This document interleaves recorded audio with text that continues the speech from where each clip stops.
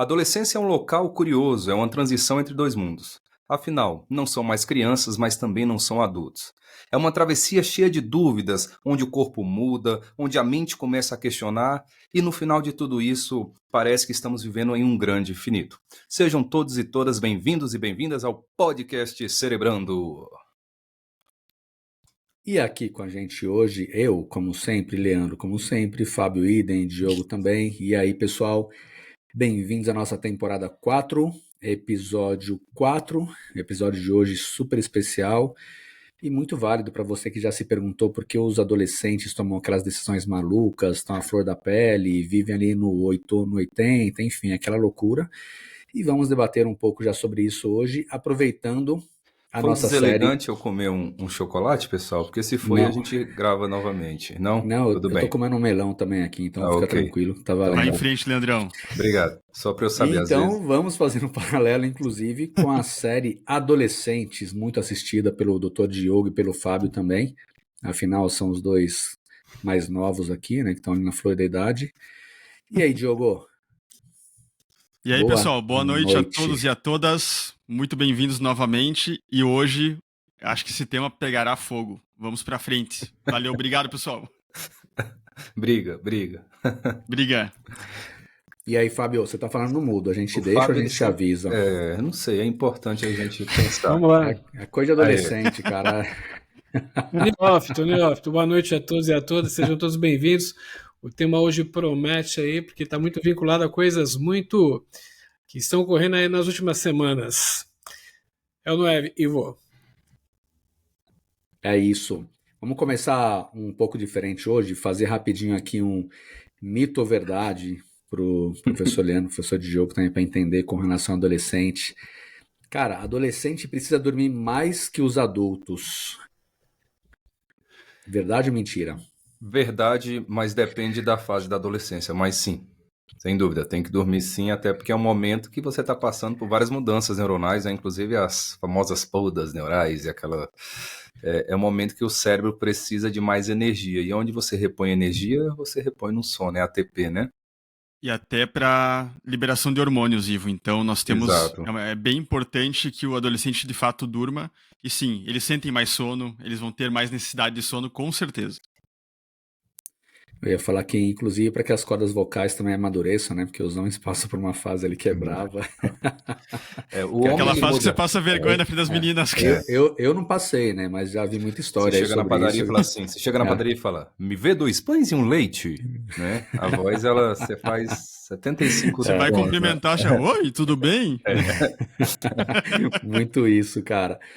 E olha só, como o Leandro pegou um ponto importante aí quando ele falou da parte de hormônios ali.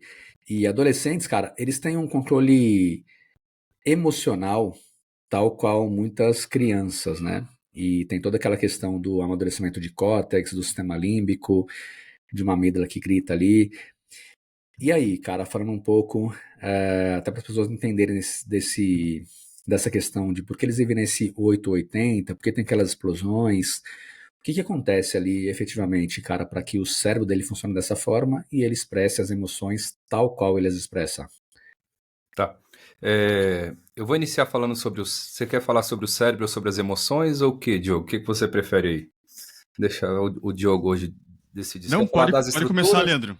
Daí a gente vai, Tá, a eu gente vou, vai eu vou falar um pouco do caráter complementando aí tudo. emocional e tu fala então da parte estrutural, tá? Porque na Perfeito. emoção também envolve outras questões estruturais. Para a gente poder falar um pouco de adolescência, Ivo, a gente primeiro precisa contextualizar o que é adolescência, porque se a gente não contextualiza, a neurociência e a biologia não basta. A biologia e a ciência em si, ela só basta quando ela está contextualizada, né? Quando ela está fazendo alguma associação. Então a gente está falando de um momento que é de grande instabilidade emocional. A primeira característica da adolescência é uma instabilidade emocional muito grande. É um momento de mudanças que nós temos dificuldade das relações, por quê? Porque as linguagens são próprias. Pensa então que o nosso modelo de se comunicar fez com que nós estivéssemos aqui e ele atravessa a linguagem. E aí eu lembro muito bem quando eu conversava há um tempo atrás com alguns adolescentes e eles falavam assim, então, professor, mas qualquer coisa a gente chega lá e pá. E chega lá e pá é uma linguagem. Então a gente vai lá e pá. Só que o pá eu não sabia do que se tratava. É como se houvesse o pá ter um caráter de resolutividade. Então, assim, tem a linguagem. Em Brasília se fala muito velho, pô, não sei o que, velho. Então, você tem uma linguagem própria, você tem uma estabilidade emocional e você tem uma coisa extremamente preocupante no que diz respeito a nós adultos em relação ao adolescente, que é o quê? Uma impossibilidade de ser verdadeiro com aquilo que se sente. A adolescência ela é um momento em que você não pode sentir. Não é legítimo o teu sofrimento na adolescência. Por quê? Por que você sofre se você não paga conta? Por que você sofre se você não tem que pagar a água? Por que você sofre se você não tem que pagar um aluguel? Ou seja, a gente circunda a importância e o valor da vida de sofrimento, ele só é sustentado quando ele é entrelaçado ao capital. Então, nem sofrer você pode na adolescência.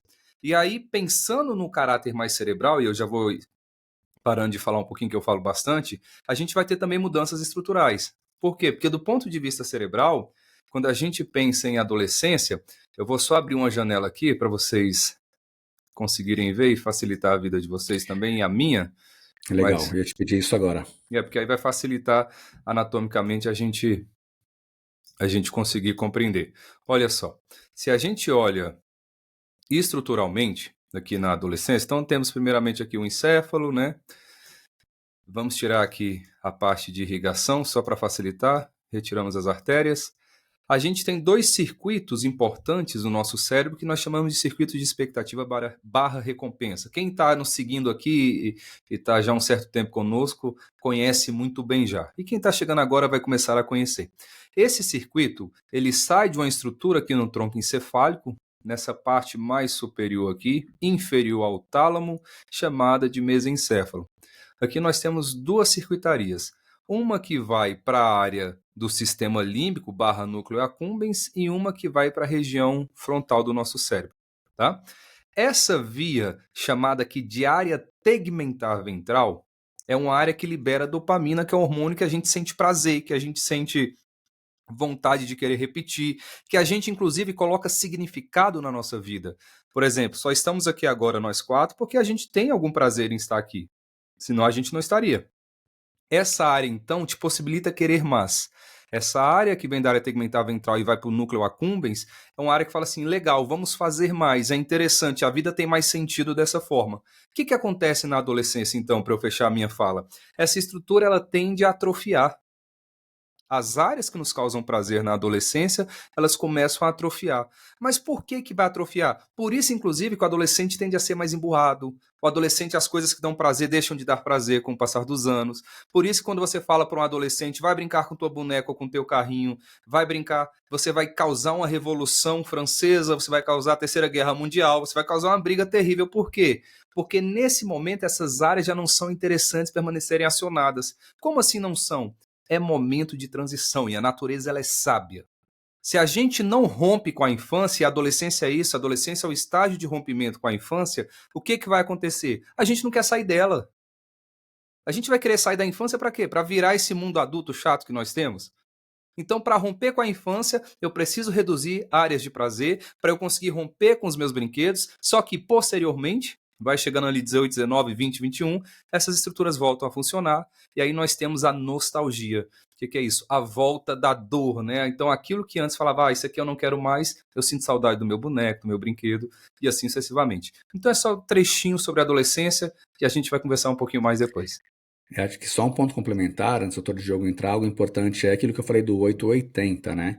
Porque é justamente por conta dessa atrofia que acontece que o adolescente tem essa questão dele querer buscar coisas que efetivamente causem prazer nele, né? Que liberem mais dopamina, que causem essa sensação. Uhum. E aí ele sai do extremo, né? Porque senão a área tá atrofiada, cara, ele não vai conseguir com coisas comuns. Aí vai pra novidade, né? A novidade é o extremo. Exatamente. O extremo é o quê? A droga, é a bebida alcoólica, né? Tipo, cadê aquelas coisas legais que aconteciam, que eram tão fáceis antes, né? Quando eu brincava, quando curtia, etc., sumiu tudo. E aí, o que tá acontecendo? Exato. E acho que um ponto importante, até legal você falar aí também, Diogo, pros pais, né? Porque é muito comum a gente ver aquela, cara, palavra que todo mundo usa, né? Que é assim, pô, meu filho virou aborrecente.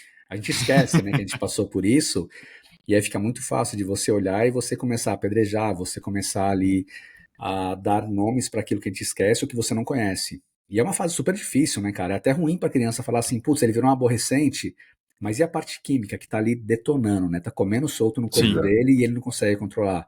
Fala um pouquinho pra gente aí. O primeiro ponto, Iva, é nós entendermos que o cérebro precisa de referência. Nós estamos numa fase em que eles estão completamente necessitando dessa referência.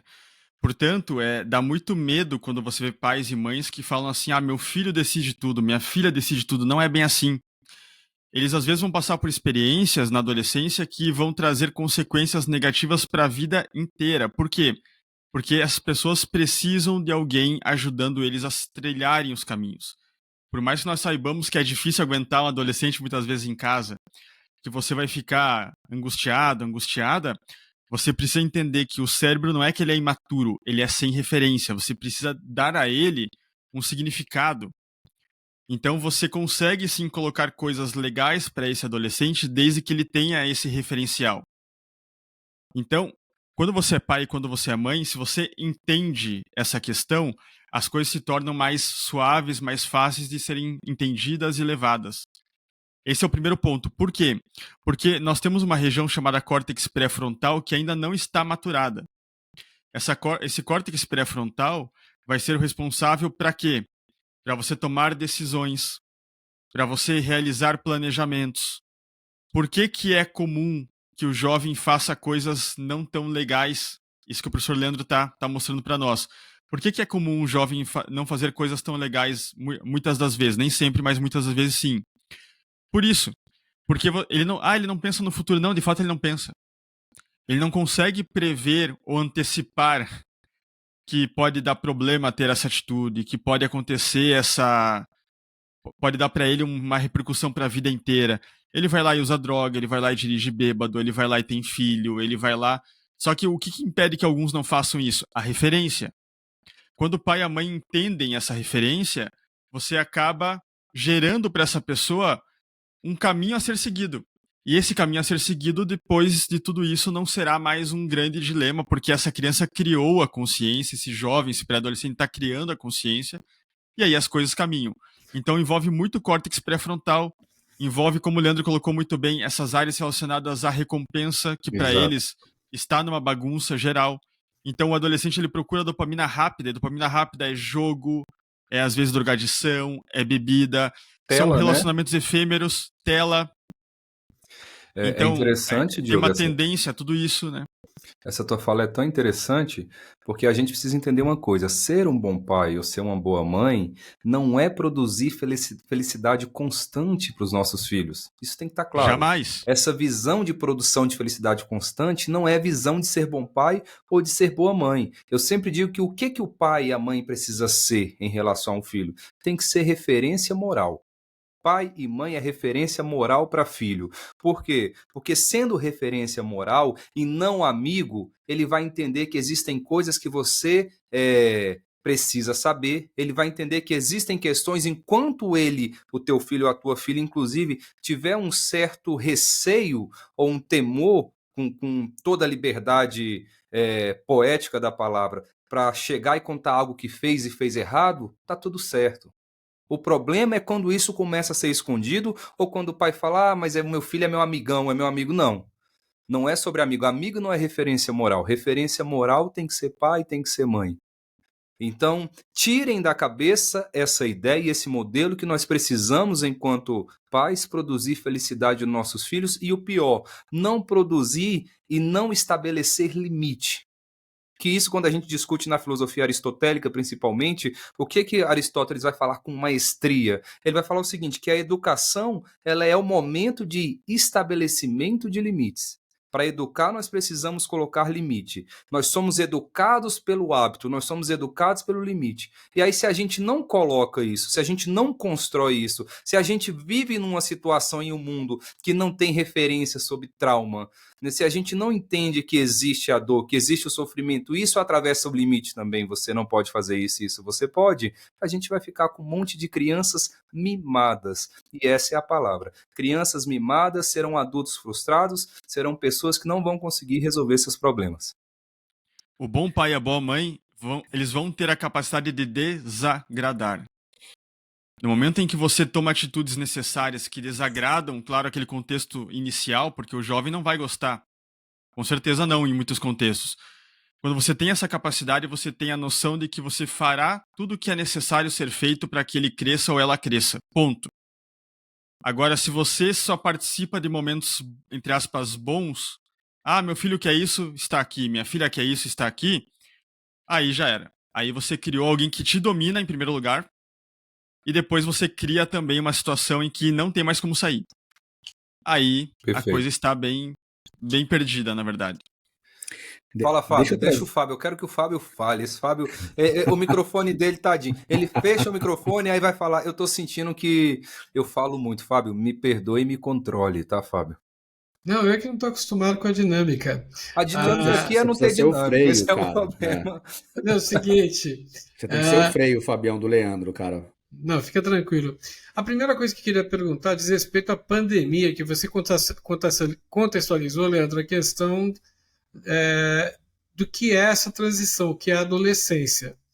E a pandemia acho que afetou a questão cognitiva das crianças, dos jovens, dos adolescentes, como das crianças, como dos adultos. Cada um teve uma diversidade aí de desafios. Você acha que a pandemia ela causou um prolongamento da adolescência nos jovens que estavam lá com 13, 14 anos, no ápice da sua adolescência, ou não? Essa é a primeira pergunta. Leandro e claro, Diogo. Tá, é interessante a tua fala, Fábio. Eu diria que a gente tem prolongado a adolescência muito antes da pandemia, né? Pelo menos uns 30, 40, 50 anos atrás a gente já tem prolongado. Que o que mais tem hoje são adultos infantilizados, né? Então a gente tem prolongado um pouquinho isso. A pandemia pode ter contribuído? Pode, por quê? Porque a pandemia foi um momento, inclusive, e isso tem trabalhos que discutem cientificamente, de ausência paterna e ausência materna, ausência de funções paternas e maternas. Como que nós sabemos disso? A gente sabe quando a gente vê pesquisas que mostram que as crianças tiveram atraso de linguagem, porque não foram estimuladas. A gente sabe quando a gente vê pesquisas que mostram que os pais passavam mais tempo na tela. E quanto mais tempo os pais passam, isso é pesquisa que correlaciona diretamente, está associado a uma maior dificuldade de manejo emocional da criança. Então, a pandemia ela mexeu com várias questões e, sem dúvida, fez com que a gente ficasse ancorado, porque parece que a gente foi quase que uma fenda do tempo ali, alguma coisa que a gente viveu, mas não viveu. Essa é a representação. Porque se tem uma coisa que o cérebro quer também, é tentar esquecer desprazeres. Existem mecanismos que nos fazem consolidar demais, mas existem mecanismos que nos fazem também apagar completamente. Então vira um recorte na tua vida e você deixa. E aí a pessoa parece que não experimentou esses 2, 3, 4 anos que vieram aí durante a pandemia. Então sim, contribuiu pra caramba. E a segunda pergunta agora vai para o Diogo, né? Diogo, tem uma série britânica chamada Adolescência que está trazendo essa contextualização dessa falta de presença do pai, da mãe e de uma presença muito ostensiva à frente à tela, as redes sociais e o bullying gerado e o extremismo e até algumas questões muito mais delicadas. Então acho que é um bom exemplo aí para começar. Você viu essa série, Leandro? Não, ainda não vi. Eu fiquei sabendo que é uma série um tanto quanto pesada e eu disse que pesado ultimamente já basta a minha vida, né? Mas eu quero, sem dúvida nenhuma, eu quero vê-la, mas eu preciso estar mais tranquilo emocionalmente para fazer isso. Você não falou isso ao vivo aqui. Falei porque eu não preciso ter filtro, eu tenho licença poética. Tem que ter.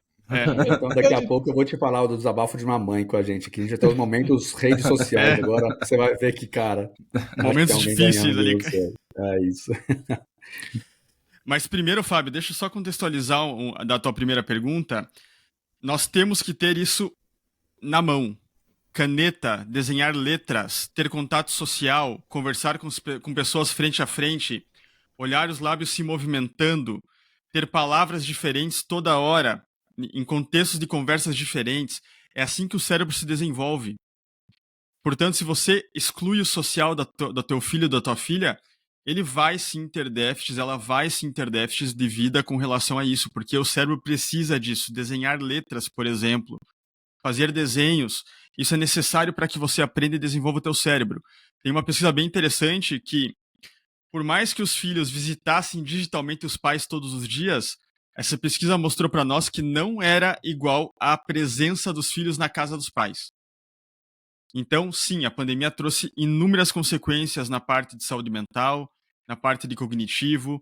Nós estamos pegando no consultório aquelas crianças de 11, 12 anos que não foram alfabetizadas e não começaram a escrever na idade correta. E hoje elas estão com muitos problemas de alfabetização. Crianças com 12 anos que não sabem ler e escrever ainda. E não foi por relapso de pai nem de professores, mas por ficarem em casa. E depois ficou tudo mais difícil, claro. Então, nós estamos nesse contexto. Com relação à série, Fábio, eu achei a série muito interessante. Para quem não assistiu, vou dar um pequeno, não é spoiler, mas explicar o que aconteceu nessa série. Mas ele demonstra um contexto de familiar de um menino de 13 anos que, em tese, cometeu um crime. Esse crime foi contra uma coleguinha de turma. E ele participava de um grupo chamado Incel, que foi criado por um canadense em 1997. Esse é um grupo formado por meninos que se sentem rejeitados por meninas. Então, o incel é uma sigla para celibato involuntário. Eles gostariam de ter relacionamentos, mas não conseguem ter. É grupo real ou só grupo real. da série? Grupo real. Um grupo real. É um grupo que está quase completando 30 anos. E a motivação foi o quê? Uma rejeição da figura feminina. Então, eles têm siglas, eles têm também emojis, eles têm nomes que eles utilizam para se referenciar a meninas bonitas, a homens que eles acham que fazem sucesso com as meninas, e por aí vamos. Eles se comunicam por código, mas é um grupo que promove também o ódio contra esses grupos que, em tese, se dão bem. Eles não gostam desses grupos, então eles promovem um certo ranço, um certo ódio. E aí nessa série nós vemos bem Embora claro... se dão bem é reconhecimento social do outro, né? Perfeitamente, Se Leandro, dão bem. Às colocou vezes muito bem. se dá bem, para mim, é totalmente viver sem ter as amarras dos relacionamentos e para mim eu me dei bem. Exato. É a referência social, né? Mas eu entendi Mas na bem. cabeça desse jovem ali de 14, 15 anos, pra ele é aquele menino que as meninas gostam. Sim, Eles têm uma regra que o Fábio até falou quando a gente tava em off, que é o Pareto invertido, 80-20. Pra eles, 80% das meninas se interessam por 20% dos meninos. perfeito. Então, em resumo, é um grupo que é altamente frustrado e que não consegue lidar com essa frustração. E por isso eles reagem como? Com agressividade, com raiva às mulheres. E culmina com pais que também são muito bonzinhos, como a gente colocou anteriormente, que não dão aquela verdadeira educação de desagradar os filhos. Eles olham os filhos errando, mas não pegam na mão do filho e falam: filho, não é assim que se faz. Respeite os outros. Exato. Trate bem os outros. A gente necessita disso. Ah, mas é óbvio. Não, para eles não é. Para eles não é. Eles estão sendo agredidos, entre aspas, por um grupo que foi para eles um trauma. E eles não conseguem lidar com aqueles sentimentos porque não tem uma referência mostrando para eles que, calma, a vida vai continuar. Vocês vão melhorar. Você terá relacionamentos. Você perderá também relacionamentos. Então, é uma série que mostra muito bem a parte da frustração. E como essa nova geração não consegue receber nãos. E com pais que também não conseguem. É muito perigoso. É interessante a tua fala, Diogo. E eu coloco até para vocês aqui, a gente até chegou a comentar em outro momento, que parece que essa ausência de frustração virou a principal característica do século XXI e do mundo contemporâneo. Porque a gente cresceu aqui cantando numa boa, atirei o pau no gato, mas o gato não morreu, Dona Chica se virou, não berrou que o gato deu. Agora nós temos um outro modelo de música politicamente correto, não sei se vocês conhecem, mas é não atire o pau no gato, porque isso não se faz, o felino é nosso amigo, não devemos maltratar os animais. Eu entendo Não a sabia. letra por trás, entendo bem, entendo a questão e é necessário sim falar sobre o aspecto do cuidado com os animais, mas a gente, mais uma vez, ninguém aqui arremessou o pau no gato porque escutou a música Atirei o pau no gato, mas o gato não morreu. Claro que não. Ninguém perguntou quem que era a Dona Chica, por que ela se virou no berrou que o gato deu. Então, ou seja, se a gente continuar com essa construção, esse construto de que vida é ausência de sofrimento, que vida é ausência de trauma, a gente vai ter, repito, crianças mimadas, sem noção de limite, crianças jovens e se tornando adultos imbecis. Essa é a questão que nós precisamos deixar claro. O mundo, ele não é bonzinho, ele não é um pônei, um arco-íris e no final tem um pônei unicórnio rosa lá. Não é isso. Então, se a gente não coloca, como descrito por vários pensadores, por vários filósofos, como descrito por Freud na psicanálise, o trauma, ele tem uma questão envolvida. Você tem um aspecto, não claro, eu não sou a favor da pedagogia do silício, do sofrimento para se aprender, mas a gente sabe que a vida ela atravessa o trauma, tanto atravessa que é mais trauma do que o período gestacional. O período gestacional é cheio de desconforto. Eu não conheço uma mulher que gerou, que gestou uma criança que fala, foi tudo maravilhoso. No início tem enjoo, no início a mulher começa a regurgitar o tempo todo, o corpo começa a tentar expelir, você tem cólica, você tem contração, a barriga vai crescendo, vai subindo o órgão tudo, a coluna vai para trás, a dor vem para tudo que é lado. Aí daqui a pouco o corpo da mulher já não aguenta mais, precisa expulsar aquele feto que está ali, aquele bebê, porque se não expulsar ela morre ele também. Então você vai, joga para fora o moleque, pá, o moleque sai, vem ao mundo, tem que respirar a primeira vez, dói pra caramba ali tudo, você tem que fazer sístole de ácido, vai começar a respirar, a função cardíaca, vai começar a se alimentar, vai sentir frio, porque lá dentro a temperatura é equilibrada, é um ambiente homeostático, ou seja, sai, começa a chorar e já vem ao mundo chorando. E a gente fala assim, ó, bem-vindo, e o mundo é maravilhoso, não tem sofrimento. Se a gestação a gente sofre, se o parto a gente sofre, por que que durante a vida eu posso dizer e tenho que pregar para as pessoas que a gente não pode sentir dor? Isso é perigoso. E uma função dos pais, Leandro, é quebrar a inocência dos filhos. Exato. Chega um certo momento que você tem que mostrar o que o mundo é. Chega um certo momento em que você tem que pegar e mostrar, olha, isso faz você correr certos riscos. Olha o que acontece com alguém que usa drogas. Olha o que acontece com alguém que pula de cabeça numa cachoeira, por exemplo. Ah, mas isso é muito deprimente, mas a vida é isso. Você precisa quebrar essa inocência, não para a pessoa ficar com medos, mas muito pelo contrário, para ela entender que riscos valem a pena ser seguidos e que riscos não valem a pena. Porque se você não quebra a inocência, o que nós mais temos hoje, Leandro, e o problema que a gente vê hoje, por que tem tanto nem no mundo? Essas pessoas que não trabalham e não estudam, por uma simples razão. São pessoas que não quebraram a inocência deles. Eu juro que eu não conhecia esse vocabulário. Várias hoje. Não, várias. Quase que show da Xuxa é esse programa aqui, cara. Exatamente. Então, nem foi ótimo. Mas o nome ficou bom, né? Porque de fato eles são quase nenéns mesmo, né? Nenéns com 35 anos, com 30 anos. Agora que eu entendi mais ainda. Eu tinha gostado só quando era neném, e agora quando ficou o neném associado à questão de faixa etária, ficou melhor ainda. Parabéns, jogo. Parabéns. Muito bom, né? Muito bom. Comentem aí depois, gente. Também, comentem aí embaixo aí do vídeo. Parabéns, Diogo, viu? Conhece algum neném? Fala pra gente aí. Marca aí. Vamos começar a expor essa galera toda. Marca o adulto infantilizado aqui, gente. Marca o neném.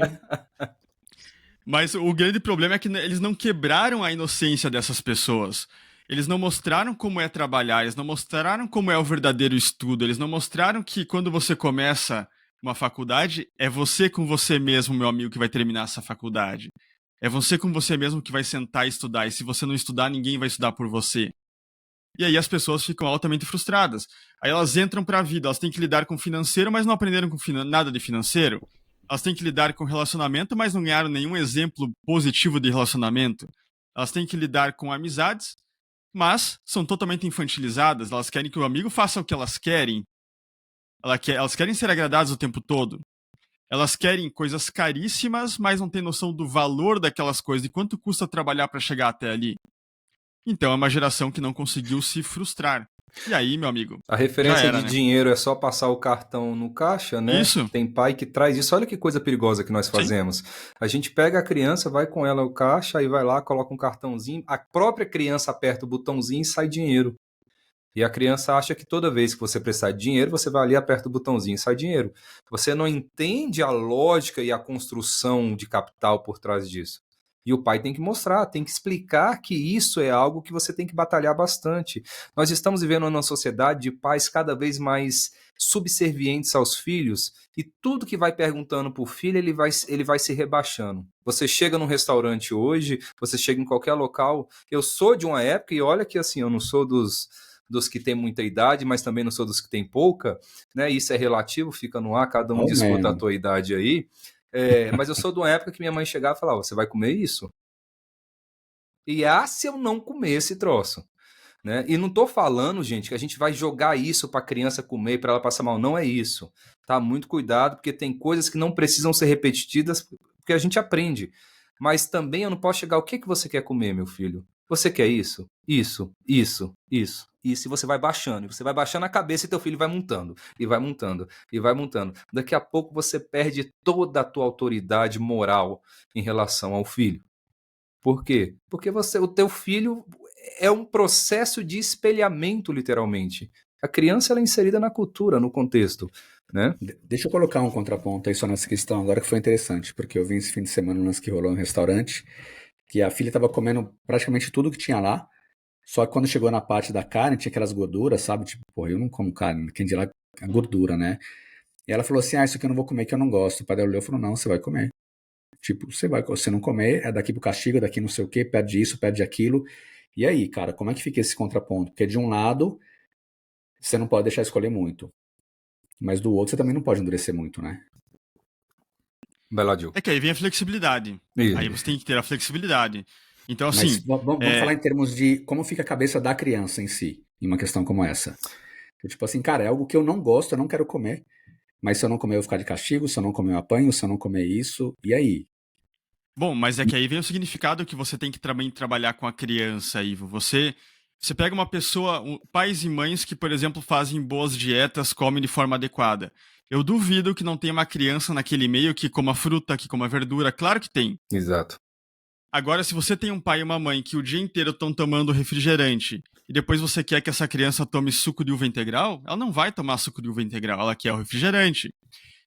Eu discordo desse pai que obrigou a criança a comer a gordura com carne, não é assim que funciona. Mas quando você dá o exemplo e você fala, olha filho, nós temos que comer frutas e verduras por essa e por essa razão, para o teu corpo é bom, e martela isso várias vezes, que é o que as escolas fazem. As escolas normalmente levam um nutricionista lá na escola com as crianças bem pequenininhas, eles falam sobre frutas, e daí você vê que a criança chega em casa pedindo cenoura. Eu já vi isso acontecer, pedindo maçã. E era uma casa que os pais nunca compravam maçã, nunca compravam cenoura. Então as crianças elas conseguem ser moldadas pro lado bom da coisa. E que daí de forma natural eles vêm à tona. Agora você castigar porque não comeu um pedaço de carne, aí eu sou totalmente contra, eu acho que tem que dar o significado. E você tem que fazer essa criança entender a importância daquilo e não a chibatadas fazer uma criança comer um pedaço de carne, uma fruta, uma verdura, o que seja.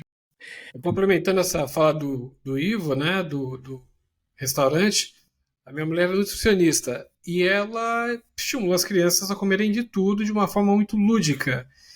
E por incrível que pareça, tem pais que chegam lá na escola e falam: poxa, agora meu filho está pedindo para comer isso, para comer aquilo, ou seja, verdura, legume, frutas, etc. E eu não tenho tempo de fazer e ele fica me cobrando. Então eu falei: bom, sinal que seu trabalho está sendo feito de forma espetacular, né? Então, Exato. mas só para complementar aí. Deixa eu correlacionar uma pergunta para vocês aqui agora com aquela pessoa que eu falei que a vida tá pior que a do Leandro de hoje, tanto que ele trabalha, cara. Imagino que é por isso, mas olha só.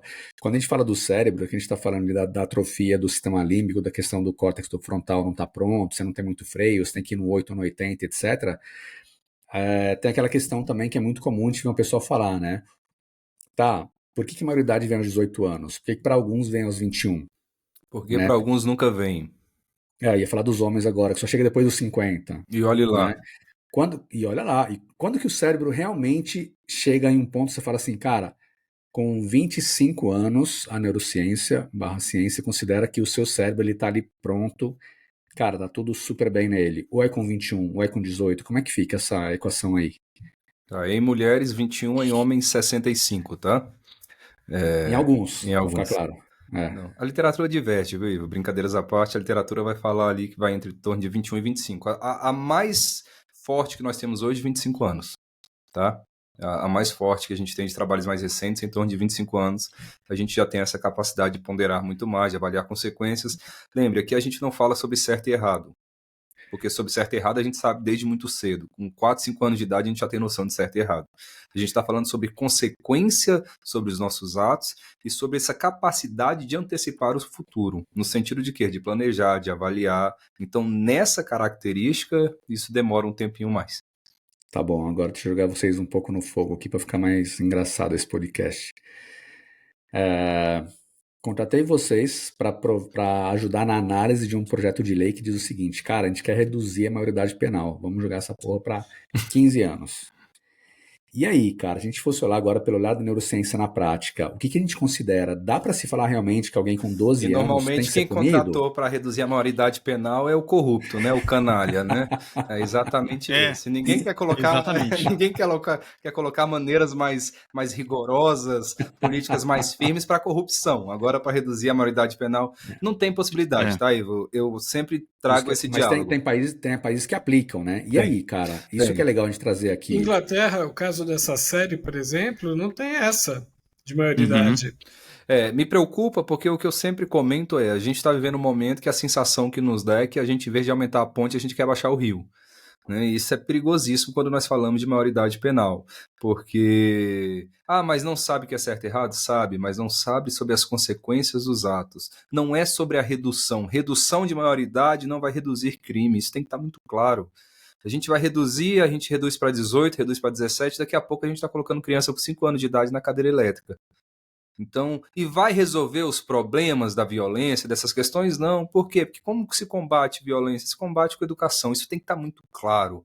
Não se combate com punição. Não tem como a gente dar amor se a gente não o recebe. Não tem como a gente dar afeto se a gente não o recebe. Então, se eu crio um sistema hoje carcerário, ou um sistema punitivo, ou um sistema que tira todo o direito da pessoa no sentido de humanidade, que aqui a gente está falando unicamente de humanidade. Como que eu vou querer que essa pessoa saia desse local e ofereça humanidade para outras pessoas? Então, de maneira alguma. Se me chamasse, eu ia falar, possivelmente, quem me chamaria? Possivelmente alguém corrupto, né? Eu ia falar, a gente pode dialogar desde que a gente mude também o formato agora contra a corrupção. O corrupto tem que ir para a cadeira elétrica junto. E aí a gente resolve o problema. Pegando uma carona aí nessa sua questão com relação à maioridade, nessa série em particular, não existe freio por parte da exposição à tela, à rede social, dessa família para esse garoto acusado desse delito. O quão um cérebro de um jovem está vulnerável em termos de neurociência, pegando os aspectos que o Ivo sempre puxa para a gente, para esse 880, de tal forma a ter esse construto, essa formação com a falta ou ausência de pais e mães, com uma ação muito mais, vamos dizer assim, presença mesmo, se fazer presente em todos os sentidos, para que ele fique menos vulnerável. Limitar o uso da internet, limitar isso, limitar aquilo, independentemente começa em que idade. O celular, a partir dos 14 anos, tem movimentos, que é o Disconnect, que a partir até os 14 anos não dê celular para o seu filho, por exemplo, se ele é menor, e outros. Como é que você faz isso para quem está ouvindo a gente, se já está no meio do problema, já está imerso? Meu filho já fica 6 horas à frente de uma tela, 7, 8 horas. E quando eu vou dormir, eu peço para ele desligar o computador. No caso da série, a mãe pedia, mas o menino desligava a luz, mas continuava no computador. Como é que a gente conserta? Como é que a gente ajuda essas pessoas? Bem-vindo ao nosso drama atual. Esse pergunta, é o dia a dia. Próxima pergunta, porque, assim, primeiramente sobre a maioridade penal, concordo em gênero, número e grau o que o Leandro falou. Nós só encheríamos cadeias, nós não traríamos nenhuma resolução. E isso não é você pensar de um lado da ideologia ou do outro lado. Exatamente. É uma questão lógica. Essa é mais uma lei esdrúxula que não resolveu nada. Você veja só, Fábio, quantas leis o governo cria para a educação e para a inclusão e não sei o quê, mas os nossos testes do PISA são cada vez piores. Nós não estamos melhorando os nossos alunos, nós estamos cada vez com alunos piores, com alunos que não sabem matemática, que não sabem física, que não dominam a língua portuguesa, que seja a norma urbana culta. Esses dias eu vi um entrevistador pedindo... Vocês já leram Shakespeare? Quem que é esse? Um MC? Então, isso é sério? Não, é sério, e não era brincadeira. O que aconteceu, né, esse é um relato do professor Karnal que eu achei bem interessante. O que aconteceu, né, ele contou... Saiu uma pesquisa há um tempo atrás falando que eles tinham encontrado maconha no charuto de Shakespeare, né? E aí os alunos ficaram lá, imagina, num curso de humanas, nada contra o curso de humanas, tá, gente? Nem estou falando que as pessoas fazem uso, não, calma Agora aí. você se enrolou. E aí, Segura o frontal, pelo amor. não, mas eu tô falando como que foi a situação, porque era no curso de história. E aí ele fala que encontrou maconha e tal, o aluno chega assim e fala pro Karnal, né? Professor, você viu que encontraram maconha, não sei o que, no charuto do Shakespeare? Aí ele fala bem assim, ó, vou te contar uma coisa, Shakespeare foi Shakespeare porque ele foi um grande gênio. Ele é um grande nome que nós temos, e realmente, quem estuda, quem entende a literatura de Shakespeare vai compreender o que eu estou falando. Ele fala, então, Shakespeare foi Shakespeare por ser um grande gênio, agora se você fumar maconha, você vai ser só um maconheiro. Né? Então, você quebra um pouco, você não vai virar Shakespeare. Não pense que fumar maconha te tornará Shakespeare. Tá? Isso tem que estar muito claro também, importante a gente ponderar. Vamos lá, Diogo. E aí o ponto que você põe, Fábio, sobre as telas é um ponto primordial, porque ali vem a dopamina rápida para um cérebro ainda imaturo. E eles entendem de neurociência. Se você acha que não, mas eles entendem de neurociência. Portanto, você tem ali uma timeline que nunca mais acaba, você tem reels que nunca mais acabam, conteúdos extremamente rápidos, porque ninguém mais aguenta ficar 10 minutos que seja num vídeo educativo. Então você precisa de besteiras que duram 30 segundos, 1 minuto e meio no máximo. E aí você, no meio de tudo isso, oferece mais de 5 mil anúncios de vendas e compras, como eu falei no podcast anterior. Você oferece jogos de azar. Você oferece uma insinuação sexual o tempo todo, que é o que também se interessa. E aí você tem jovens que têm acesso tudo dopamina, a sites. Né, Diogo? Tudo dopamina. É tudo circuito de muito prazer. É o caráter sexual, é a questão do jogo, perceba que é tudo linkado a circuitos de vício, né? E a gente sabe que o cérebro não vai fazer essa diferenciação. E aí, sem moralismos, né, Leandro? Mas vamos falar da sexualidade que está sendo criada naquele contexto. O sonho de todo menino, né, que está entrando na puberdade é ver esse conteúdo. Claro, todo mundo passou por isso. Mas na década de 80, 90, que não existia uma internet na mão... Deixa o meu abraço para Emanuele. Ou você tinha que burlar todo um sistema... Fábio. E você vai... Não, gente, mas isso é uma... A gente precisa falar sobre sexualidade, meu povo. Coloque isso na cabeça de vocês. Parem de achar que as pessoas não transam. Que doideira é essa? Qual o problema de falar sobre isso? Qual que é o problema? Né? Que loucura. A gente tem que ficar todo mundo assim, pisando em ovos pra falar que tem relacionamento sexual. Não, a gente pode falar. Esse troço veio pra gente. Normal. O show da Xuxa levou uma cantora uma vez lá, vocês lembram da música? Cara, eu não vou cantar aqui. Não canta não. Eu lembro. Dá um Google e veja, né? E você tem que ter a noção, Ivo, que todo mundo consumiu já ou consome esse conteúdo. Sim. Pronto. Sem hipocrisias. A gente tem que ter noção, claro, que a gente não pode tirar a inocência e o caráter, porque as coisas estão muito expostas, não que antes não estivessem. Né? A questão é que hoje nós tornamos consciente muito mais, porque se você liga a televisão na década de 90, liga na banheira do Gugu, vocês vão ver o que acontecia na banheira do Gugu. Sim. Ou no sabadão à noite, lá, horário de 7, 8 horas da noite, a mulher ia molhando, o corpo ia se mostrando todo. Então, assim, isso já existe e a gente precisa entender e problematizar, até para a gente tirar esse processo de objetificação sexual, principalmente no corpo feminino. A gente tem que falar sobre isso, sim.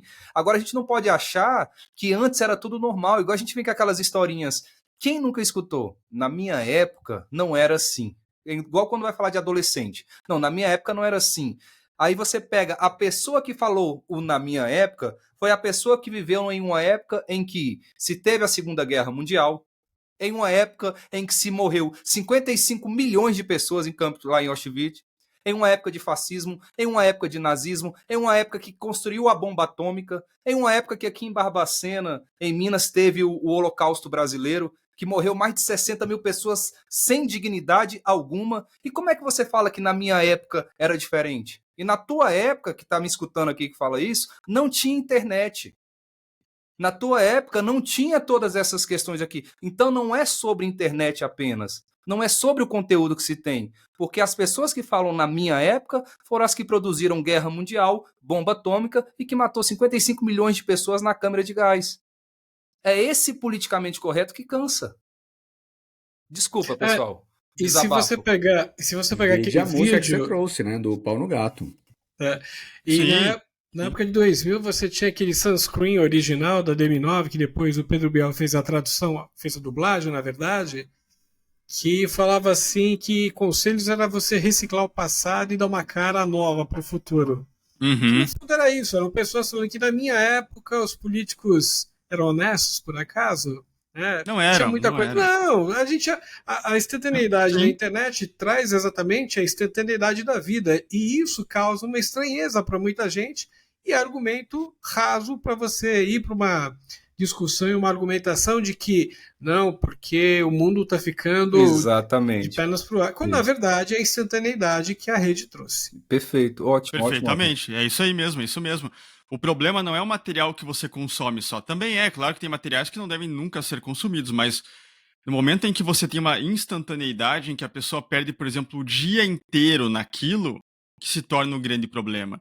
E aí você tem hoje uma noção que a criança tem acesso à pornografia, primeiro acesso à pornografia com 8 anos de idade em média. Normalmente vem da onde? Daquele celular de grupo de bobagem do pai. Olha só. Olha Não só. vem de um coleguinha que mostrou pra ela, não vem de uma banca de revista que ela encontrou uma revista. Não é isso. Do grupo que tá escrito, inclusive, futebol no grupo, né? Exatamente, tá? Então daí esse mesmo pai, essa mesma mãe que são super moralistas, que não sei o quê, Exato. eles vão lá e a criança consome o conteúdo que vem para eles. Que tá vindo para eles. E aí, o que acontece? Nesse cérebro imaturo, ela vai consumir de uma forma que troca social por isso. Troca Claro. conversa com amigos por isso. Exato. Troca uma vida lá fora por isso. E aí ela fica doente. Só que se você não tá no nível de vício, Fábio, o que você cria na tua consciência? Olha, esse conteúdo vai me fazer mal. Eu vou deixar de lado. Eu vou agora ter um contato direto com pessoas.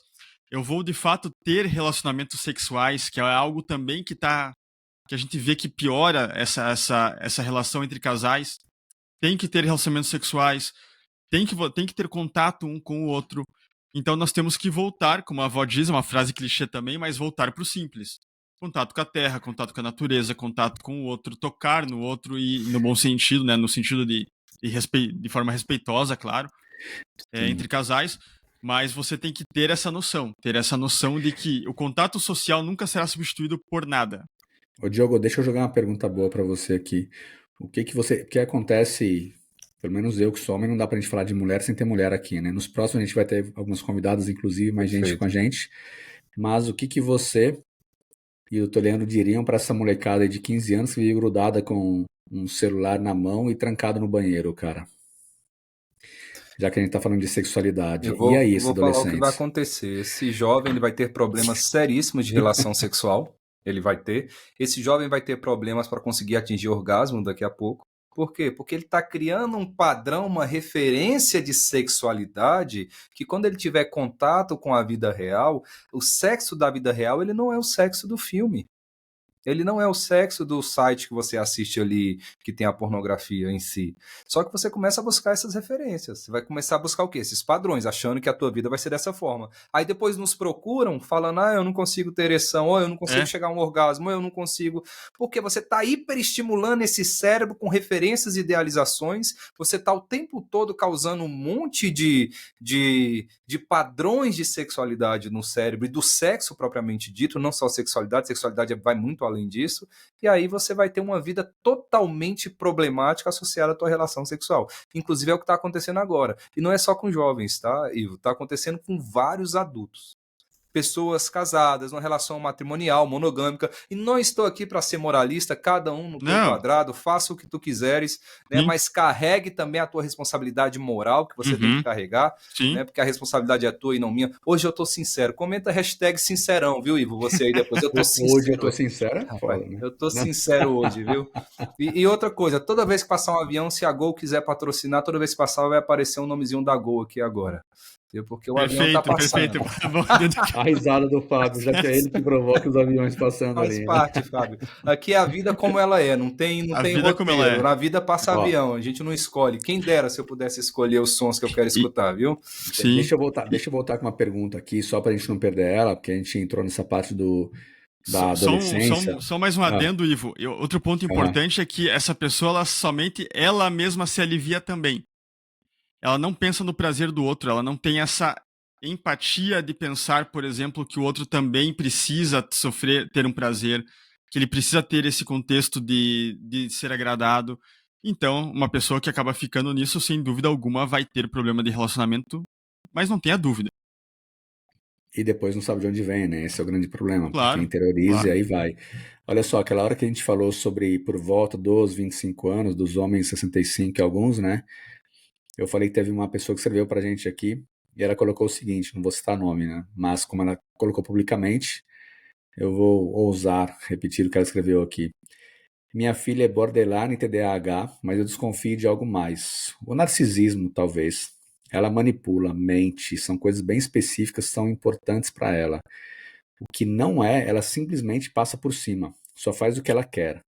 Está com 25 anos, é completamente dependente financeiramente, sem objetivos, tudo é momento, só pensa em fumar maconha e ficar com os amigos. Isso está extremamente cansativo. E aí, cara, ela tá nos 25 anos. Tem salvação, bicho? Tem salvação é sacanagem, né? Mas a gente precisava dar uma quebrada aqui nesse clima. Você tá no mudo, Leandro. Vamos dar uma. Ok. Vamos trazer um fio de esperança aqui para dona Bruna. Primeiro, todas essas afirmações que foram colocadas, né, quase todas aí, é traço até mesmo do borderline, né? O narcisismo, a manipulação, o borderline faz isso. A personalidade egocentrada também, né? Isso é característico. Claro que eu não conheço a tua filha, não sei a qualidade também do diagnóstico, né, em si, mas... A tua filha não, é a filha dela, tá? A minha tá tudo bem. Então, a tua filha que eu falo eu estou falando em relação a ela, tá, ô Ivo? O Ivo hoje tá difícil, né, gente? Eu não sei o que eu faço mais com o Ivo, não. Tá. E aí a questão é, o que eu posso fazer antes de tudo? Você tá com uma filha que ela já tá numa idade que ela podia estar voando, né, fazendo alguma coisinha aí para que ela pudesse ter, antes de tudo, a autonomia financeira dela. Precisaria te fazer várias perguntas para que eu pudesse responder essas questões de uma forma mais assertiva. Um grande resumo é, se a tua filha ainda não tem uma estabilidade financeira e ela depende de você, comece agora também a cortar. Ah, mas isso é agressivo. Não é, gente. Dê noção de limite, dê referência de trauma, dê noção de que a vida dói, dê noção de que você precisa trabalhar, inclusive para sustentar os teus vícios. Eu não sou obrigado a manter vício de ninguém. Então, essas questões precisam aparecer mais uma vez. Você é a referência moral da tua filha. Se você está dando dinheiro para a tua filha, eu sei que não é simples a fala dessa maneira, mas se você produz isso, que possibilita que ela use, por exemplo, uma droga que é ilícita, e aqui fora de visão moralista, mas eu estou trazendo pelo campo da lei, a gente vai precisar cortar. Tá bom? Então, queria conhecer um pouco mais para poder te auxiliar, mas em resumo, o que eu digo para você é não sofra, oferte muito amor, oferte muito afeto e faça com que, se ela passar muito tempo na tela também, que saia desse negócio, que sem dúvida vai ser importante para estabelecer esse vínculo entre mãe e filha, tá bom? Boa. Eu ia oferecer uma para você também, mais... Diogo, mas diga lá. Tá, eu vou trazer uma história rápida de um grande psiquiatra aqui do Brasil, não vou citar o nome dele. Trazer uma história rápida, aí mas... o Diogo começa, não tinha medo, tal João, do Santo Cristo, era o que todos diziam, né? Aí eu falo por 10 minutos sozinho, monólogo aqui quase, né? Mas ele fala sobre um paciente dele de 28 anos, um cliente dele de 28 anos, super deprimido, que tinha 2 tentativas de autoextermínio naquela época. E ele não entendia esse caso porque era uma pessoa que vinha de uma família extremamente rica, o pai tinha até avião. Só que quando ele foi tentar entender melhor o caso e conversar com essa pessoa, o que acontecia, Ivo? Esse era um jovem que viu os amigos indo para a faculdade, viu os amigos começando a ter emprego, e ele ficou naquela vida, ele viveu a vida do pai. Ele viveu a vida que o pai tinha, e não a vida que ele tinha, e o pai não cortou isso. Não teve remédio que solucionasse o problema dele. O problema dele foi solucionado, sabe como? Esse grande psiquiatra disse o seguinte: teu pai não tem influências? Tem. Portanto, amanhã você vai pedir emprego na empresa de um amigo do teu pai, não pode ser teu pai, você vai aceitar o salário que ele te der e você vai viver com esse salário. 6 meses depois, essa pessoa estava completamente modificada porque ela ganhou objetivo de vida e ela viu como era bom conquistar as coisas por ela própria. É isso que nós precisamos. Ponto final. Boa. Assertivo e delicado. Eu queria ser dessa maneira. Eu sou um pouco mais explosivo. Parabéns, viu, Diogo? Deus lhe abençoe. Obrigado. E teve uma outra, cara, que veio lá pelo Spotify, que é o seguinte. Meninos, Meninos deve ser para mim, né? Que sou mais novo Eu aqui, mas já, eu já considero que para entendi que falou vocês também. diretamente para mim agora. Obrigado. Não Tá. foi para. Ih, você saiu fora. Vai lá. Né? Ficou Uma dúvida. eu e Fábio e Diogo aqui Para, agora. pô. Segundo a minha mulher, eu sou seminovo, gente. Eu sou um seminovo. É que- Essa foi boa, cara. Olha o pessoal validando, né? Bom, eles devem estar perto dos 50, quase maduro o cérebro já ali. Olha só, uma dúvida. Atualmente eu me encontro em um novo trabalho, no qual é a área que me formei, porém estou enfrentando dificuldades para entender os padrões da empresa e como fazer alguns móveis. Por mais que eu faça uma vez certo, mas na próxima vez já esqueci tudo. Seria isso estresse ou seria isso uma ansiedade por fazer certo? E aí, dá para dar um chute, cara? Ela está trabalhando na área que ela gostaria em uma nova empresa, faz certo uma vez, na próxima esquece tudo, mas aparentemente ela está curtindo. Por que das dificuldades? Da Caroline. Tudo bem, Caroline? Muito obrigado pela sua pergunta, viu? Caroline, Tudo. pode ser várias questões, tá? Por exemplo, a gente vive também um momento de excesso de cobrança, excesso de perfeição, né? A gente, talvez esse seja um problema muito complicado, inclusive para os nossos jovens de hoje. A gente traz algumas questões, mas a gente não traz também o problema que eles enfrentam, que é o mundo que cobra o tempo todo pessoas extremamente eficientes, pessoas completas, pessoas perfeitas. E isso tem feito com que a gente gere cada vez mais ansiedade. Então, pode ser um problema associado a essa autocobrança, fazendo com que você tenha mecanismos ansiogênicos? Sim, pode ser um problema como esse. Assim como pode ser outras questões, voltadas para uma desatenção, né, ou voltado por um problema de memória, ou voltado por qualquer outro aspecto aqui. A gente pode levantar um universo de coisas, que vai desde sono, alimentação e outras questões também. Tá? Mas, aparentemente, se você está num local que te faz bem, se você fez a primeira vez e fez bem, esteja atenta, esteja presente naquilo que você faz, que a chance de dar errado ela vai ser bem reduzida. Isso vai diminuir esses mecanismos ansiogênicos e você vai obter sucesso aí no teu trabalho, tá bom? E parabéns aí pela tua conquista.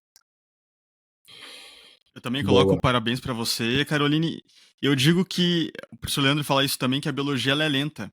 Então vai com muita calma, vai com consistência.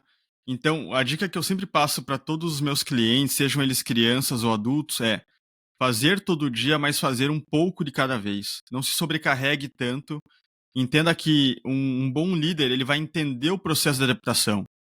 Ele não vai cobrar que você saiba tudo do dia para a noite. E o Brasil é um país, eu falo do Brasil porque é onde nós vivemos, mas o mundo talvez esteja nisso, que nada tá bom. Nosso currículo nunca tá bom, por exemplo. Nunca ninguém chega para você e fala, olha, já deu, tá bom, você já conquistou os diplomas que você precisa conquistar, os cursos que você precisa fazer, você agora estude por conta própria, leia os livros, faça uma... A gente nunca tá bem nisso. Então eu acho que é uma coisa que nós precisamos estar bem com nós mesmos, porque o sistema não vai permitir que você fique bem com relação a isso. Então, vai com muita calma que vai dar tudo certo. Até Boa porque sorte. o que move a engrenagem do capital é o desconforto, né? Então, o desconforto ele faz Exatamente. você movimentar. Exatamente. Então, fique em paz. Boa. E aí, só para fechar isso com outra pergunta aqui, mandaram uma pergunta para mim. Olha só, essa porra, Aí uma perceba que sacanagem. não começou falando, e aí, meninos? Vai lá. É. É, Eu já li essa entendi. porra, tem que dar risada, cara. Não dá. Eles vão falar, o cérebro não amadurece. Não tem que amadurecer, cara. Ivo, você tem algum tipo de toque? Porque eu vi que você várias vezes você olha pra cima, tipo. Pô, cara, administro 4 empresas, cara. Eu faço podcast vendo e-mail, vendo Slack, vendo mensageiro, olhando várias coisas aqui. Não tem como, não é toque isso, mas eu não consigo manter o foco o tempo todo aqui, porque senão não fecha nem a noite. A realidade é essa, então. Eu achei que Pô, é fosse foda, toque. viu, cara? Aqui a gente está Não é sendo toque, não. observado, né? Perceba que somos observados o tempo todo. Foi depois O daquela sua tempo todo. análise, acho, cara, que você fez lá É. da Suzane. A gente E a tá gente vai todo mundo fazer olhando outros. Se agora vocês pra quiserem gente outras aqui. análises aí, comenta aí, fala qual que vocês têm interesse que a gente vai fazer depois aí. Só mandem que a gente vai E uma conversar. análise científica, neurocientífica, viu? Falando de É. cérebro. Vamos Mas, voltar um pouco lá só para ô, aquela questão. Fabião, rapidinho, só que teve um que falou de todo mundo aqui dos 4, viu? Que vocês. Lá Pô, vem, cara, lá vocês vem. não devem ter Deus no coração. Por quê? Por quê? Percebo que esses rapazes não têm Deus no coração.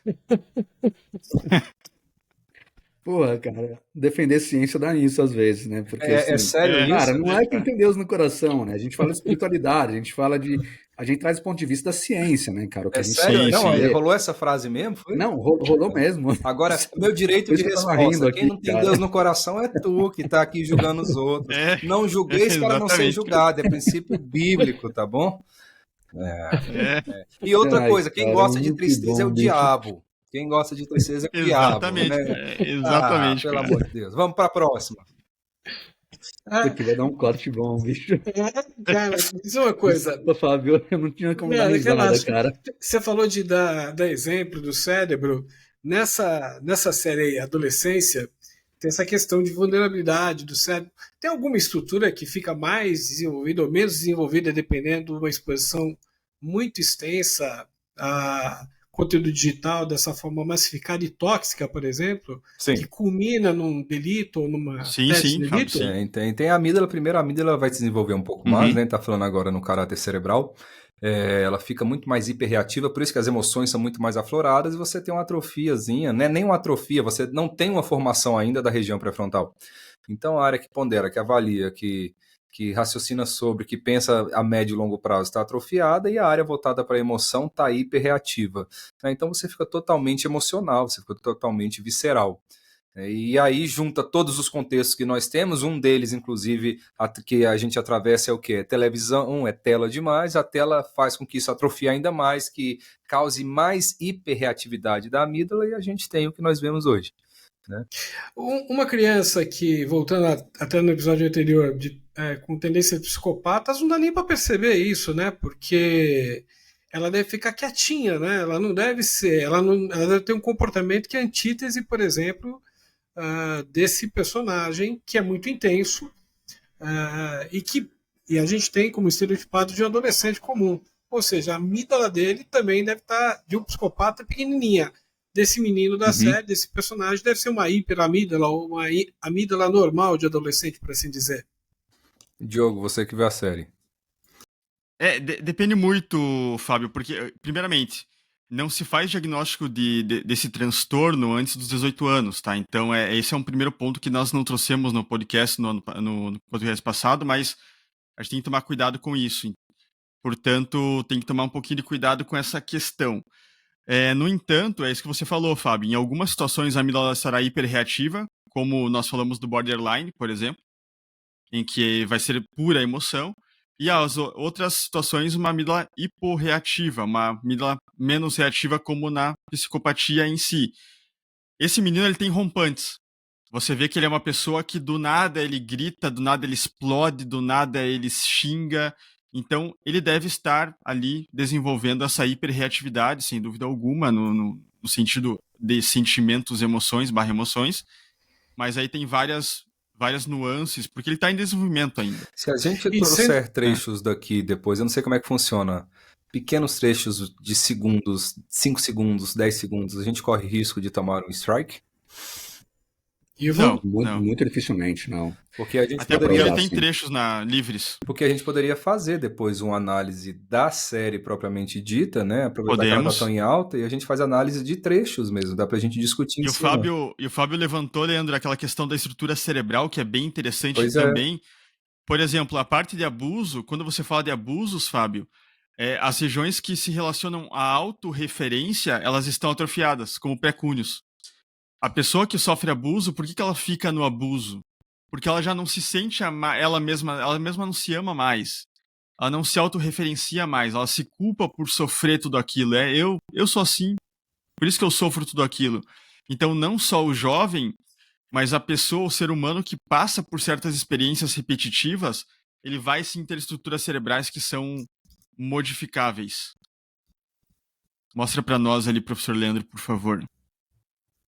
São duas regiões, né, importantes que estão presentes quando a gente fala de relacionamento abusivo. Então a gente tem aqui no córtex singular da porção mais posterior, né, que tem essa área de autorreferência e autopercepção, e aqui nós temos a área do precúnio, né, então são essas duas regiões que estão envolvidas com esse caráter mais de autorreferência, de amor próprio, autopercepção, seria quase que a ideia ali do, não sei, um ego psicanalítico, né? Mas seria pegando o precúnio, porque a gente tem um cúneo na porção mais inferior, precúnio, e aqui no córtex cingulado, a parte posterior, aqui em azul é o córtex cingulado, vocês vão ler também na literatura como giro do cíngulo, a parte posterior junto com o precúnio são áreas importantíssimas para autopercepção e amor próprio. Autopercepção, isso. E que são atrofiadas quando a gente passa por situações que envolvem abuso.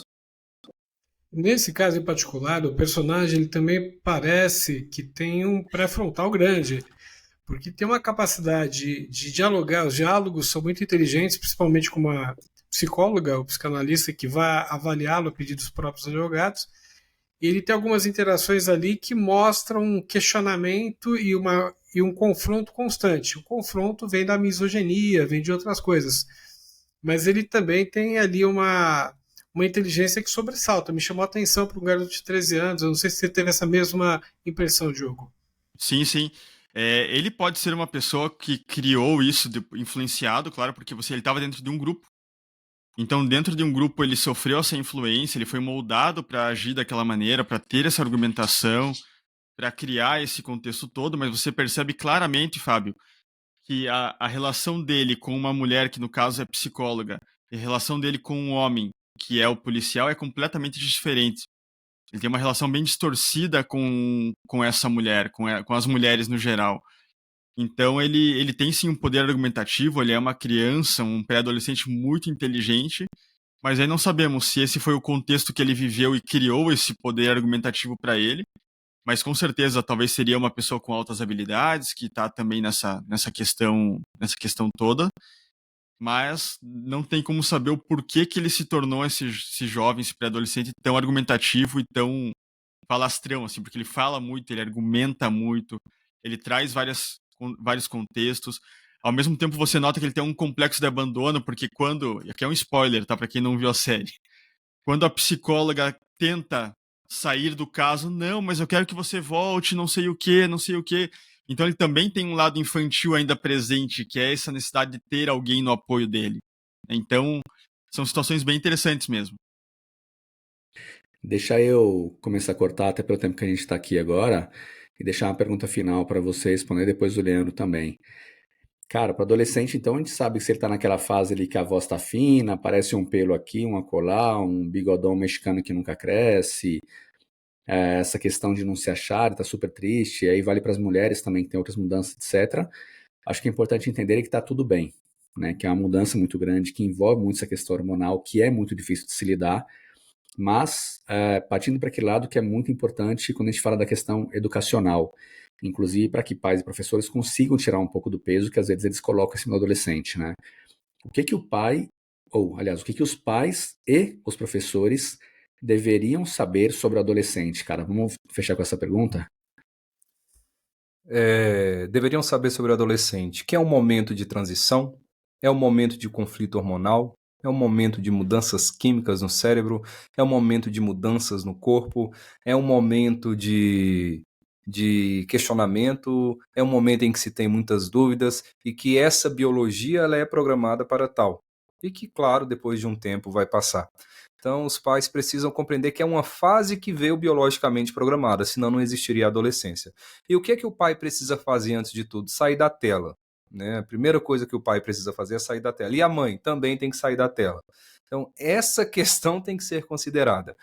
Presença de função paterna e função materna. Isso tem que estar muito claro, gente. Socialmente isso é importante. Ou de funções paternas ou de funções maternas. Mas nós precisamos deixar claro que essa figura ela é importante para um momento em que o adolescente está buscando tribos, para um momento em que o adolescente está buscando identificação, para um momento em que esse cérebro está passando por uma customização curiosíssima. Você tem um monte de célula ali, algumas não sabem mais nem o que estão fazendo ali, outras estão em excesso, eu preciso customizar, vou ter que tirar mais um monte. Vou sair podando essas células, vou pegar um monte de célula e vou jogar fora. E tudo isso causa mudança no adolescente ou na adolescente. Tá? Então, eu diria que é muito mais sobre esse aspecto, sobre um aspecto que é biologicamente programado, que passa, mas que precisa de apoio. E o mais importante, que precisa ser legítimo aquilo que eles estão passando. Ah, mas tem que dormir mais? Tem que dormir. A gente sabe, cientificamente, isso vai acontecer.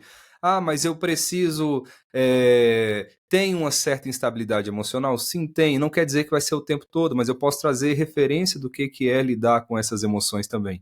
O problema que eu percebo diariamente é que os pais não estão sabendo nem lidar com suas emoções, quiçá lidar com as emoções dos filhos. E cai naquilo que E aí nós conversamos, né? E vem um problema maior ainda, né? Que é a questão de... É importante se ganhar a confiança dos filhos para várias coisas, né? Para falar sobre sexualidade, sobre segurança, sobre mudança, sobre o que é certo e errado. E é difícil conseguir essa confiança da forma que a grande parte dos pais age hoje. Perfeito. Né? Acho que tem muito aquela questão que você falou, que estão muito infantilizados, não conseguem lidar com as emoções. E aí, quando chega adolescente, que traz um pouco mais de problemas, porque é uma fase muito difícil, é muito mais fácil daquela chicoteada, né? Pô, é aborrecente, só enche o saco, não sei o quê. A gente E enfrenta não isso, entende o né? conceito, né? A gente que está na educação, né, o professor Diogo também está nessa área da educação, vai ver que existem pessoas com 25, 30 anos que quem chega para resolver o problema lá na universidade são os pais. Eles não resolvem, quem chega para resolver são os pais. Pai vem conversar comigo porque que o filho tirou nota baixa. O filho tem quase 30 anos e o pai vem falar comigo. E é curioso, porque quanto mais eu vou conhecendo o pai, mais eu agradeço o filho que ele tem ali, porque o filho poderia ser muito pior. Quando a gente começa a conhecer os pais, você fala, nossa, o filho poderia ter dado bem mais errado. Até que não deu. Começa, inclusive, a amar mais. Por isso que eu acho interessante. Alguns alunos que, às vezes, eu vejo que acabam tendo alguns comportamentos que não são interessantes e tudo, ou comportamentos mais curiosos, e aí, quando eu começo a conhecer os pais, eu falo, não, esse aluno ele foi muito certo. Por quê? Porque literalmente é reflexo de papai e de mamãe, ou dos papais ou das mamães em si. Né? Então, são essas questões. Isso Bom, acontece Diogo, de uma forma bem constante. Eu dou aula desde 96. Faz uns 3 anos que eu não estou dando aula em graduação e em pós. Se Mas libertou, hein, até Fábio? Se Não, libertou. tô voltando ao segundo semestre. Mas a questão é que eu passei por essas situações também. De pai e até de aluno de contestar algumas coisas. Está passando um avião aqui. De aluno contestar algumas coisas e você tem que falar claramente. Você não atingiu o mínimo. E é por isso que você vai ter que refazer isso. E numa universidade que te dá autonomia para reprovar a turma toda, se fosse o caso, né? Mas dava à época, pelo menos Não dessa temos mais questão, isso. Não tem, existe. o professor não tem mais Principalmente temos nas mais isso. privadas. Precisamos Principalmente nas falar sobre privadas. isso, viu? Professores não têm Precisamos. mais autonomia em universidade Pra reprovar particular. aluno. Aluno não pode ser não reprovado. tem. Em nenhuma Há universidade. muito Olha que eu tempo. conheço Não um tem. monte. É um absurdo É. isso. Eu Não. também. Eu saí da graduação, Fábio, porque eu não tive autonomia de reprovar os alunos. Você não tem autonomia Então, nem de não fazer quero prova mais. mais. Eles te dão prova. Não. Você que tem que dar o modelo de Sim, aula, sim. o slide e tudo. Isso é um absurdo. É um absurdo. Absurdo, né? Eu lembro muito bem de um dia que eu fui dar uma aula de laboratório e eu falei, olha, a gente vai fazer uma mescla de 3 disciplinas, que é um laboratório, para provar que aqueles conceitos existem. Então vocês vão montar a experiência. Aquele semestre foi o semestre que eu recebi mais reclamação. Teve a turma toda se reunindo com o coordenador, porque o professor Fábio, no final eu falei, olha, com relação a isso vocês estão certos, eu vou dar uma aula de osciloscópio, era engenharia de osciloscópio, de multímetro, algo que vocês já deveriam no terceiro ano de engenharia da computação ou de engenharia elétrica já conhecer profundamente. Mas eu vou fazer um manual para vocês, para que vocês não tenham esse problema. A segunda coisa é que eu não vou mudar a minha forma de agir com vocês. Vocês vão bolar as experiências. Se vocês não raciocinarem em cima do que vocês aprendem na teoria, vocês não vão ter aprendido a teoria. E essa era a maior dor. Porque eles estavam acostumados a chegar no laboratório e preencher planilha. E eu falei, não, isso não vai adiantar nada. E era uma disciplina que dava apoio a 3 disciplinas teóricas da área de engenharia. Então era, sei lá, circuitos elétricos, eletromagnetismo e computação. Eu só sei que depois de 2 anos, os caras sabiam fazer robô, programando, montando aquilo numa placa, e até na época do Matrix, do lançamento do filme Matrix 99, eu fui homenageado nesse ano, foi muito legal.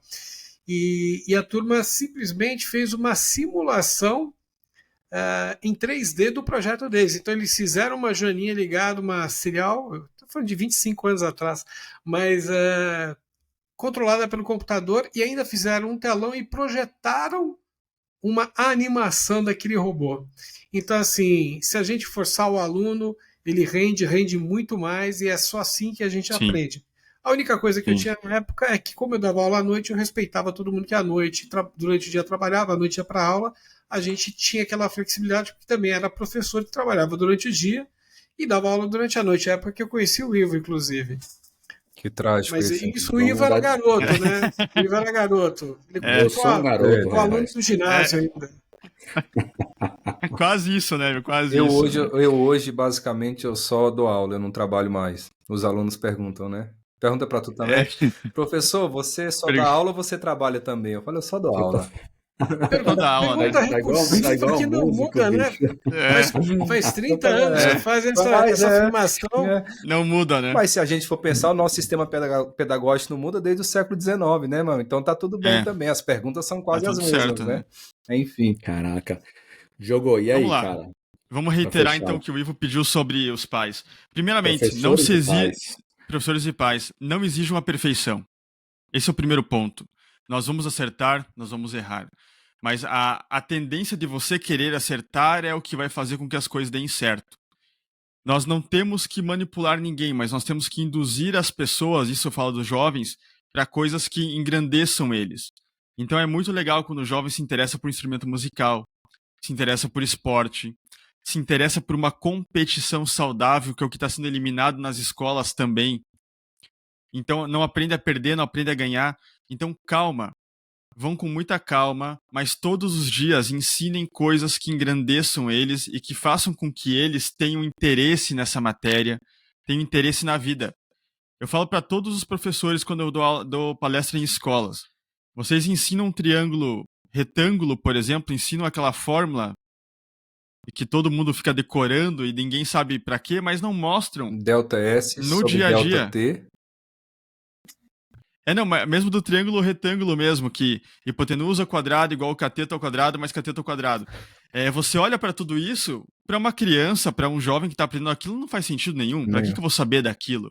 Agora, quando você levanta a história do Pitágoras, mostra como ele descobriu aquela relação, mostra dentro da sala de aula onde tem um ângulo reto, mostra que aqui forma um triângulo, que aqui vai ajudar para nós calcularmos o tamanho da parede, algo assim, você muda o contexto da educação. Mostra para que, aí que fica legal. serve, né, Diogo? Para que você vai utilizar esse troço? Chegar numa sala e falar que os corpos se atraem na razão direta de suas massas, na razão inversa da distância do quadrado entre elas, não serve de nada.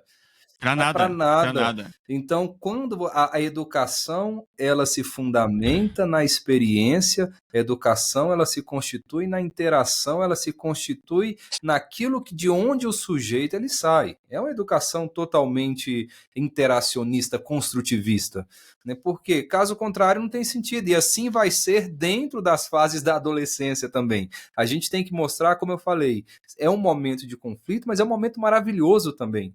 É um momento de descoberta, descoberta de corpos, descoberta de relacionamentos, descoberta de grupos, de amizade, de brincadeiras, de uma certa autonomia que você não tem na infância, de poder sair e voltar um pouquinho mais tarde. Então é um momento legal pra caramba também. E a gente precisa entender que esse momento ele tá aí. A minha preocupação hoje, sendo muito sincero, e aqui eu dou tchau para vocês e finalizar minha fala, não vou mais nem despedir que hoje eu tô rebelde, a minha preocupação hoje não são os adolescentes, são os papais que não saem da telinha, são os papais mimados, Perfeito. Os papais imaturos, os papais que não estão dando conta das suas questões e ficam colocando criança no mundo. Tchau. Obrigado. Perfeitamente. Obrigado, professor Leandro. Eu vou na sequência, já me despeço. Agradeço a todos, sejam todos muito bem-vindos ao podcast Celebrando. A gente espera que vocês acompanhem, divulguem. Nós temos Instagram, nós temos YouTube, o Ivo vai falar. E agradeço mais uma vez a oportunidade. Um abraço a todos. É isso, e para fechar, acabou de vir uma pergunta pra gente aqui, me deram um toque no WhatsApp para ler. A pessoa falou assim, cara, dá para ter ao mesmo tempo borderline e ser um psicopata?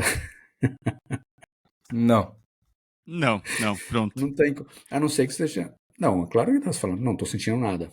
Agora eu tô puto. Não, agora não tô sentindo nada, né? Agora eu tô... Aí você não é. Agora eu tô apaixonado.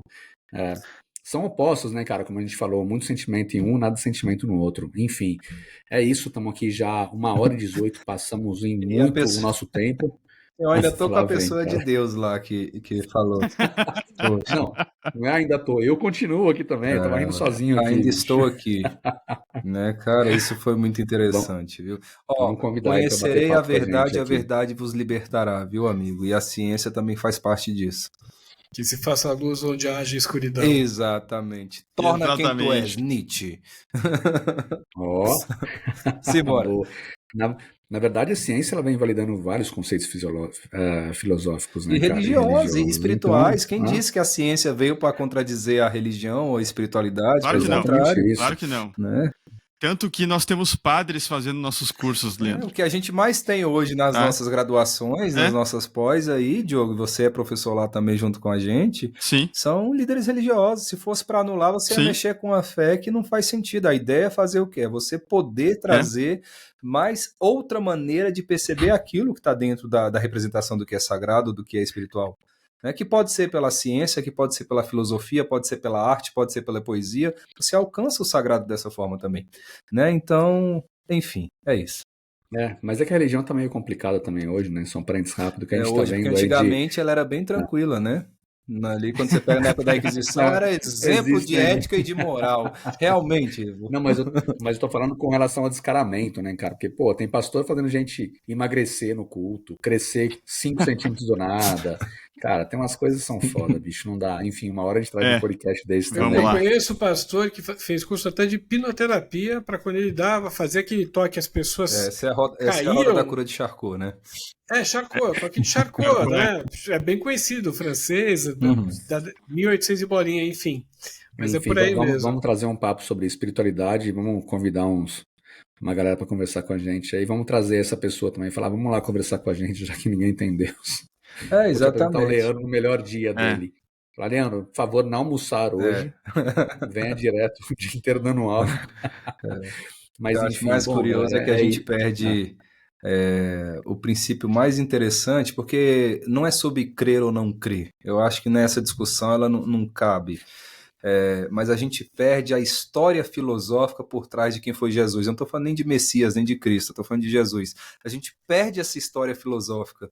E a gente só pega aquelas questões que foram construídas e instituídas por grandes empresas para a gente utilizar nosso lugar de fala. Porque a história de Jesus é fantástica. É massa, é uma história gigantesca, independente.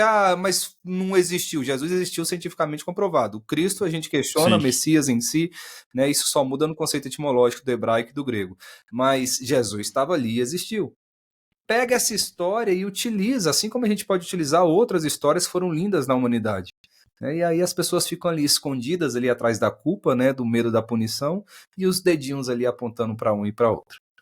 Mesmo se não existisse, teria sido uma história. É uma história. Exatamente. É a história mais vendida, mais conhecida, mais maravilhosa. Exatamente. Pelo menos para o ocidental. 33% da população mundial. Você conseguiu rachar o calendário. Né? Você tem noção disso? Você pegou, rachou e falou, agora é antes e depois de Cristo. Acabou, meu amigo. Né? Você meu amigo, já era. Mas tem um ponto aqui que eu acho que é muito legal, que é assim, cara, a gente julga aquilo que a gente reconhece, né? Se a gente reconhecer, é porque existe na gente. Sim. E se existe na gente, então talvez seja faltando um Deus em outro lugar. Vou ficando por aqui. Vamos lá, então. Vamos lá. Essa foi a nossa temporada 4, episódio 4. Falamos um pouco aí sobre o cérebro adolescente, falamos do seriado fantástico que o Diogo e o Fábio estão fãs. Estão assistindo juntos, inclusive, eles se encontram para assistir esse seriado, para discutir com a gente. A gente sempre fala, mas vocês conseguem nos encontrar lá no YouTube, no @cerebrando, e também no Instagram, no nosso @podcastcerebrando. Nos vemos em uma semana por aqui com um novo tema que vamos definir no dia, 5 minutos antes, como sempre, e em breve com mais convidados, inclusive algumas hosts e co-hosts também que vão nos apoiar aqui nas nossas entrevistas, momentos, saias curtas, perguntas, tudo mais. E como vocês perceberam, estamos respondendo perguntas agora. Pegamos hoje uma do YouTube, uma do Instagram e uma lá do Spotify, para poder responder para vocês aí, tal qual a vida como ela é, e idem para a ciência. Para saber se vocês assistiram tudo, estamos lançando a partir de hoje quantos aviões passaram durante todo o podcast. Tá? Quem conseguir responder é porque assistiu completamente. Depois a gente pensa na premiação, viu? Hoje, foram quantos? Se inscreve aí pra gente, né? Esse horário é um horário de rush, vamos dizer assim, na minha janela. E o mais importante, lembre-se de apontar nos comentários os nem que vocês conhecem, que isso é super importante pra gente aqui. Exatamente. Se quiserem colocar a empresa que eles trabalham, cidade, o Instagram, se apontar o perfil, fica super à vontade que a gente coloque isso ao vivo na próxima bate-papo, para causar intrigas, já que não existe Deus por aqui, segundo essa pessoa aí. Brincadeiras à parte, é isso. Valeu, galera. Até mais. Pessoal, mais uma vez, muito obrigado por acompanhar o Cerebrando. Para nós é um grande prazer estar aqui com vocês discutindo temas como esse, adolescência. E nos vemos na semana que vem. Compartilhe esse conteúdo com quem você acha que se interessaria por essa fala de quase 1h30 aqui. E vamos lá. Muito obrigado a todos. Valeu. Até semana que vem. Valeu!